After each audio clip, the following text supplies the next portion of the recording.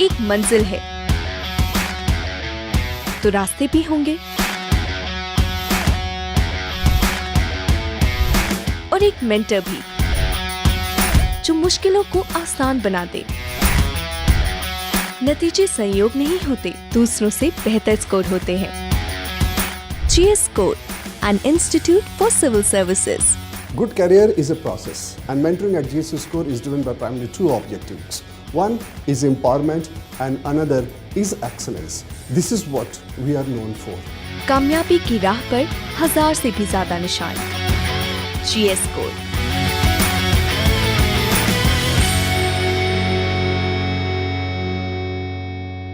Hello, I am Arya V M. I am the 36th rank holder of Civil Service Exam 2022. I took English Literature as my optional and I could manage to score 299 out of 500. So I would like to share some of my insights and my strategy of English Literature with you people. First of all, let me say why I chose English Literature, because it's considered to be not so popular and optional among aspirants. I am a postgraduate in English Literature, so I had a background of English Literature. It was a subject that I studied for 5 years and I was passionate about it. So when I was to choose one optional for civil service examination, I found that my subject, the subject that I studied, was there. So I went into its syllabus first and got to know that there are 60 poems, but most of them are small only. Then again 14 novels and 5 drama. But the best thing for me was that most of the works were familiar to me, or I have heard of those works, or I have studied those works as part of my graduation or my masters. And then I wanted to know what kind of questions have been asked from those areas. For that I went into previous year questions and I got to know that most of the questions were from predictable themes. For most of the works I could zero in on 4 to 5 themes from which questions were asked. For instance, if we take King Lear, questions were mostly asked about storm scene, the character of Lear, Cordelia, the love test, or the element of madness and all. So I understood that if I can manage this content, like if I can work on these 4 to 5 themes for each and every work, I think that would do the work for me, do the job for me. But the issue over there was the content part. I thought that it's manageable because most of the questions were from predictable themes and from my master's notes and also from the other sources available over internet like Spark Notes, Lit Charts. I thought I could manage the content and I can also read the primary text for developing my own ideas. But the major issue that I faced throughout my preparation was the unavailability of guidance. Guidance in the sense that I couldn't find any good coaching institute, but as a postgraduate myself I opted not to go for any coaching because I thought the content to be manageable. But again, when it comes to answer writing, I couldn't find any good test series. I enrolled for one during my mains, but I found that to be very disappointing, so I don't want to delve deep into it. But I couldn't find any good test series for that, and overall I knew that this optional is very good optional that is manageable when it comes to content, and there are people who have scored well in before me, like there are people who scored around 280s, 290s, but I didn't know how to write in such a way that I can score well. So that was the biggest difficulty that I faced. And again, as my interest was of primordial importance, and somewhere I felt that the subject that I studied for this long and the subject that I love this much would help me somehow. I went into the preparation. Talking about my content preparation, it went in 2 phases. First, during my prelims stage, like while I was preparing for my first prelims, and also during my first prelims, the time between my first prelims failure and my the second prelims that I could manage to clear. This was my second attempt, that the one I cleared. So what I basically did was I took each and every work, I listed out the questions that have been asked from those areas. I think now PDFs are available that have sorted questions under each and every work, and then looking at those questions I zeroed in on 4 to 5 themes or subjects that are frequently asked from those areas. For example, if you take the works of Donne, there are 4 to 5 poems, but mostly the questions were asked from how Donne is faring as a metaphysical poet, or what all specialities of metaphysical poetry can be found in his works, and how he reconciled religion and love in his poems. So I basically took those themes and I read the primary text having these themes in mind. So whenever I am reading the primary text, if I could find something that I could use as a justification for these themes, I used to note it down. And then while I was revising, I used to take those quotes and I used to ponder over it. And I did the same for all the works. And then I took each and every theme, prepared notes on them.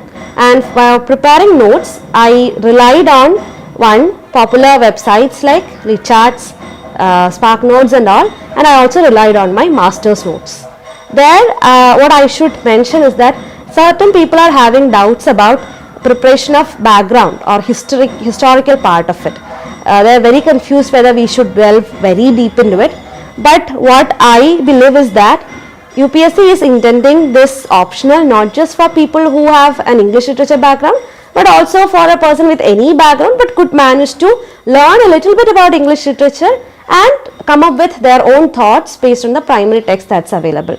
So we should have a sense of English society, English history and the trends in literature, everything, most of the things that we are studying started with fall of Constantinople, Renaissance, and how it placed humanism at the center of everything and how it led to exploration, and we have Tempest as an example of this exploration. And then there was a lot of scramble for power that's happening in England, and it's reflected in King Lear by Shakespeare. So what I basically did was, I had a pretty decent idea of English literature, and for that I relied on History of English Literature by D. Radhakumari, which is a very crude summary of the history of English literature. I had that for my graduation. So I just went through that, just revised those parts, and basically while taking each and every work, I connected it to the historical aspect of it and thought why that work came up in that age and how that work justified that age. For instance, if I take the work of Charles Dickens, we know that it's a product of Victorian age. So then I thought, I just read about Victorian age, just the basis of it, and I think we don't want to go so deep into the factual part of it, like when Queen Victoria ascended the throne of England, or what was the ideology of how the fight between Whigs and Tories went on. I think the basic understanding of England as workshop of the world and the rise of cities in England, the crimes in England, and how it had an impact in the life of people would do, and we can read Hard Times with that background, and then I think that we can manage with it. So a basic understanding about the history of England, history of English literature, and also the major trends like Romantic movement or Victorian compromise or even postmodernism and modernism will do. And another debate that I often encounter is whether we should choose poem over prose. But there what I think is that it's up to each and every person. All works are important, and I think we don't have the luxury of evading one work or two work, a set of works basically, and go into another. If possible, we should go through each and every work. But again, we can prioritize. And for me, poems were personally my favorite, and I was more comfortable with poems. I loved rereading poems and deducing things from its text and creating a subtext to it. And another advantage that I found with poems is that I can quote them easily. I can remember one or two lines easily, and I can quote it very beautifully. And therefore, I chose poems. Like whenever there was a question on poems in paper, from the 5 questions in which we can choose, I chose basically poems. And for the prose part of it, I'll definitely say that we should go through the poems in paper 2 of English literature, because there we will have questions for annotation. So we should definitely read those poems, but except for that you can prioritize poems over prose, but again try to go through all the works. So the content part of it, as I mentioned, I took most of the works. I took PYQs, I zeroed in on the major themes and read the primary text keeping these themes in mind, taking the quotes from each and every work, and also ideas and instances. I noted them down based on these themes, and I also prepared notes, a note that can be summarized into 1 or 1.5 pages on each theme of each work. And this is how I proceeded with each and every work. But there I intend to speak specifically about paper 1 and paper 2. Coming to paper 1, the first question that everybody will be having is about the works of Shakespeare, because we know Shakespeare wrote in a different style of English, and people are confused whether we should go with the old version of it or a paraphrased version of it. I think they are just looking for our ideas and our insights, observations into English literature. So we can confidently go for a paraphrased version. I went for paraphrased version of King Lear and Tempest, and even for quoting I used the New English version or the paraphrased version, and that helped me also to remember quotes in a better manner. Then again I followed the same strategy. I took major themes, made note on them, and with done we have a number of poems, but I think there are certain questions asked from individual poems like the Relic, but we can look at them as a whole, as how they are examples of Donne's poetry and metaphysical poetry, and also about the theme of love and religion in those poems. Another heart nut for many in paper 1 of English literature will be Milton's Paradise Lost, because there are a lot of Hellenic and Hebraic references, and also there are 4 parts of Paradise Lost and they are quite long. I think I must confess that I have studied part 2 and part 9 as part of my graduation and masters, but again within this short span of preparation I couldn't go very deep into each and every part of it. But as you may know, there are questions that were asked deeply from even one part. Like there were questions on the fall as represented in book 2 and book 9 if I am correct, and also it wanted us to trace the journey of Satan through all the books. So for that we required an in-depth understanding of each and every book. So what I did was I went into a detailed summary of each and every book separately from the popular sites that I already mentioned. I read through them and I made note of important quotes that could be used from these parts. Apart from that, I couldn't go very deep into all 4 parts of Paradise Lost. Again, something that is causing problem because of its length would be The Rape of the Lock by Alexander Pope. Again, it has 5 cantos, and I myself tried reading 2 cantos and I couldn't proceed further. There also I went into a detailed summary of each and every canto, and again keeping the major themes in mind, I made a note of quotes and instances that I could use from these areas. And another work that confounded me and made it very difficult because of its length was Tom Jones by Fielding. There also I went in for a detailed summary of each and every part from Spark Notes. I made notes out of it, except for that I didn't read that book. But with Wordsworth's poems, I think there are questions asked from some works like Resolution and Independence and Ode on Intimations of Immortality. So I read through all the poems very deeply and I loved Wordsworth, so I read him very intensely, and then I tried to link it with the age basically. Like we know that for Romanticism the major ideals were individualism, imagination and intuition. So I looked at each and every work from these angles and tried to understand how they reflected these things. And we had a question on the ideologies of Romantic age. So I just wanted to show how that revolutionary fervor was reflected in the works of Wordsworth through Resolution and Independence, or how Wordsworth's pantheism is shown through London, or she dwelt among many stars, that poem and all. So basically I read through the poems of Wordsworth very religiously and looked at them as how they reflected the ideals of Romantic age and how it reflected the ideals of Wordsworth. Again with the drama Dole's House, it was my favorite, so I read it a few times. Like I read the whole drama once. I highlighted some important quotes from that, and then I reread those quotes, and keeping those themes in mind, I tried to generate points of my own. And when it comes to novels, starting from that of Jane Austen to Hardy, I basically place them in their age.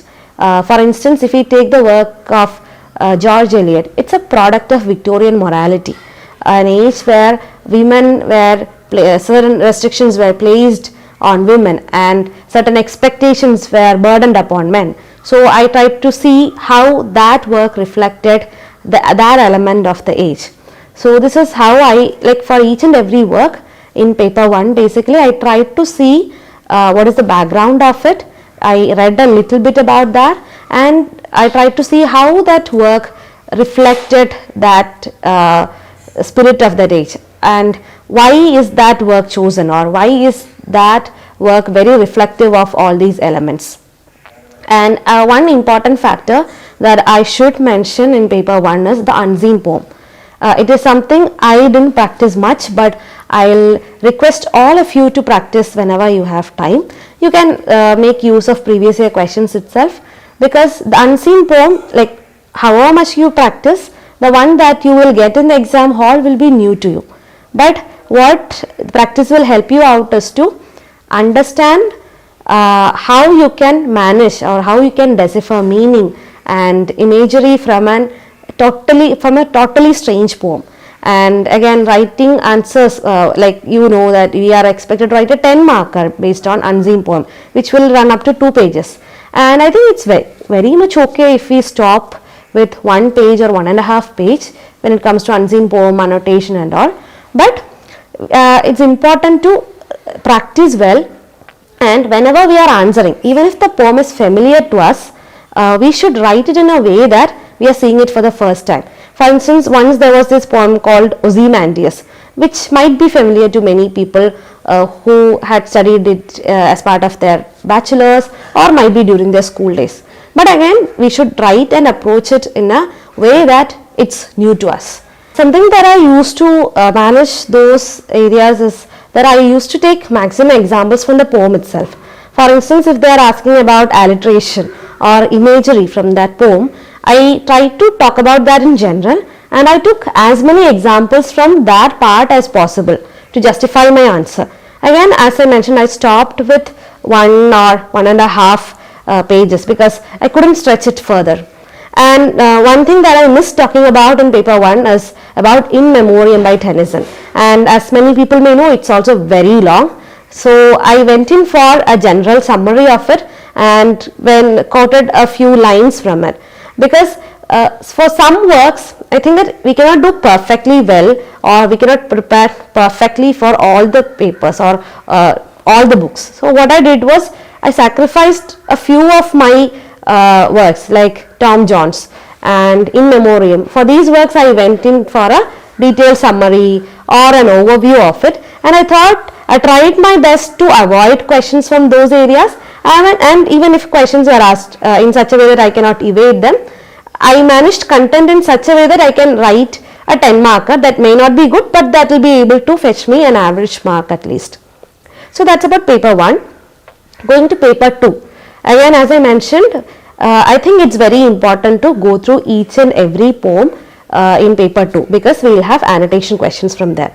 There I should warn people about the works of Yeats, Auden and all, because we have a lot of works by Yeats and even Auden, and they are very similar, and even the works of Yeats and Auden, they share a lot of similar themes, so that we will confuse one for another. So it's always important to be cautious of it and to go through the poems more than once. And even with the novels in paper 2, basically I saw them as products of modern and postmodern age.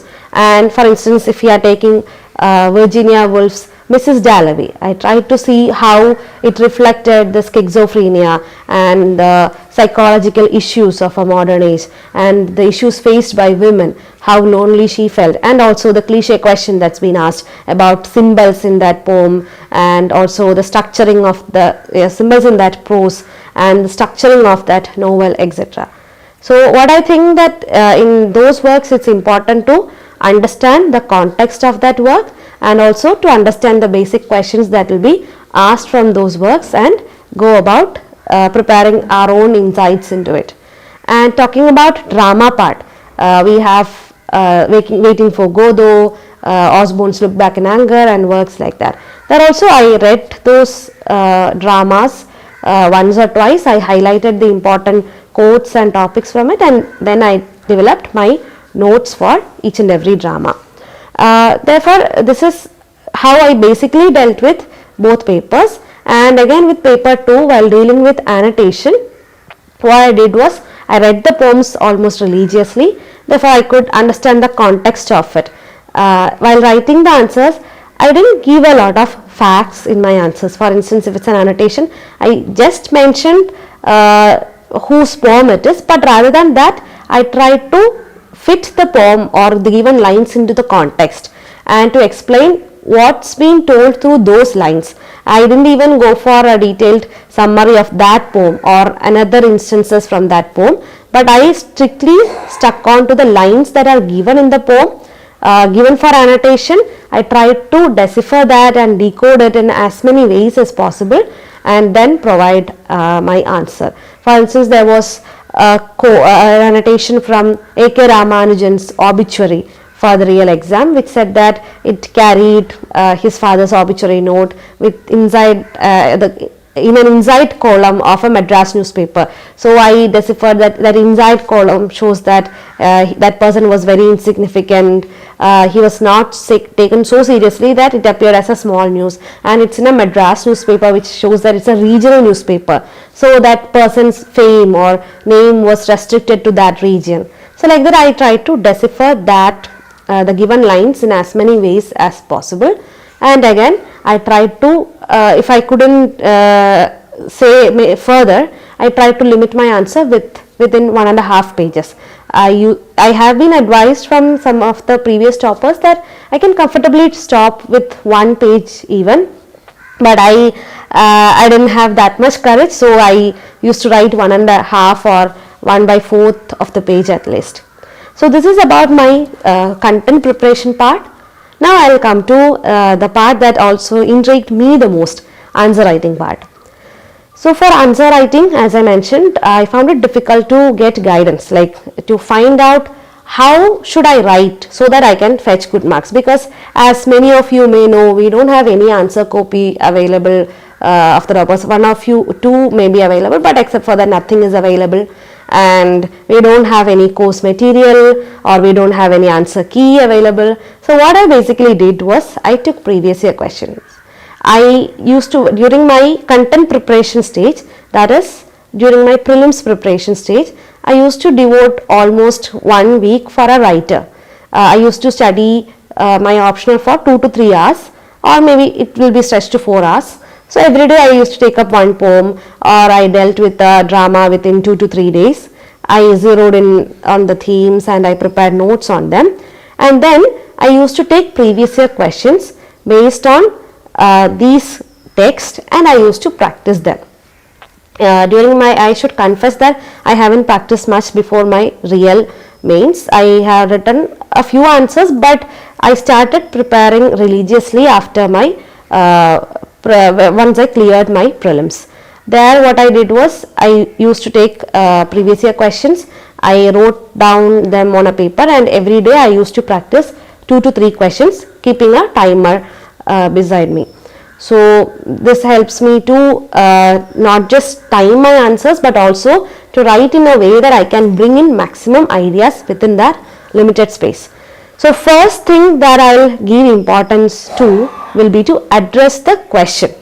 Like as literature student, I had this tendency to fill the page somehow rather than filling it with ideas.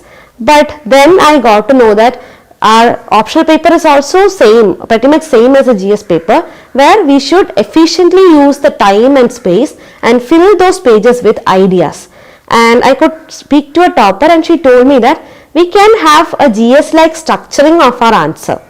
And I'm not saying that we can write in bulleted points, because I heard from a few people that if you are writing in bulleted points, however crisp our answers may be, they were unable to fetch good marks. So I think it's advisable to write in paragraphs, but in the introduction we should try to hit the question at its head. For instance, there was a question on utilitarianism, education and industrialization in the works of Charles Dickens, that is Hard Times. So what I did was, I tried to address the question by saying that this is placed, or this is a product of Victorian age in which England became the workshop of the world, and that gave rise to urbanization and utilitarianism by James Mill, and also an intense sense of commodification. And then I followed a GS-like approach. For GS, how will we do? We will take utilitarianism as one topic, then education as another topic, industrialization as the another topic. So I devoted each and every paragraph to one idea, tried to justify it with quotes and instances. So there again, many people have doubt with the usage of quotes. What I did basically was that I looked for some quotes based on the major themes that I have developed, and I think we can work with a few quotes from each and every work, but the placement of those quotes will matter a lot. For instance, there was a question on Passage to India in the real exam, which talks about the friendship of two major characters in that novel. So I opened the whole answer with a quote that the only thing that connected in the British and the rest of India, I am not remembering it correctly, the rest of Chandrapur was the Indian sky. It shows that there was only a faint connection between the Britishers and the Indians. So I used that to show how it reflected the friendship of the most important characters. So I used only less number of quotes, but I placed them in such a manner that it will grab attention, mostly in the beginning of an answer or towards the end of an answer. And another doubt that many people are having is how often should we quote critics? This is very personal take of mine. I think that they are more keen to know about our ideas. So rather than quoting some critics, we can quote them to add authenticity to our answers.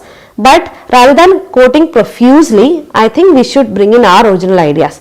But we can use critical comments here and there. For instance, if for a question about Satan as the hero of Paradise Lost, we can maybe quote Shelley, or we can quote somebody else. But I think mostly we can include our own ideas, and I hardly used 2 to 3 critics per paper even in the real exam, and I think I wasn't penalized much. So again, coming to answer writing, so while in the introduction I tried to hit the question at its head, and then tried to bring in my idea and try to substantiate it with a quote or an instance. So it was mostly a GS-like approach, where I will open with an introduction, then I will present my first idea, support it with some instance, and if I couldn't think of, then I left it. But for most of the questions, I tried to bring in some instances or some quotes.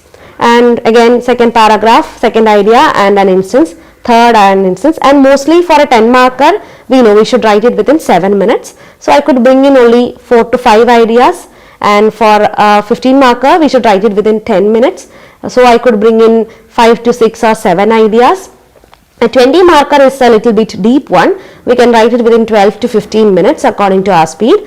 There I went in a detail. I included 8 to 9 paragraphs if I am correct. So what I basically did was, I wrote in paragraphs, but I shortened the length of a paragraph. I used to write maybe 3 to 4 sentences at max for each and every paragraph, and I tried to express my idea within those lines. And another thing that I think that's important is to have an organic structure to our answers, because as I said, the question areas are almost limited. So what I did was, I took each and every area and tried to think of what I could write as an introduction and conclusion.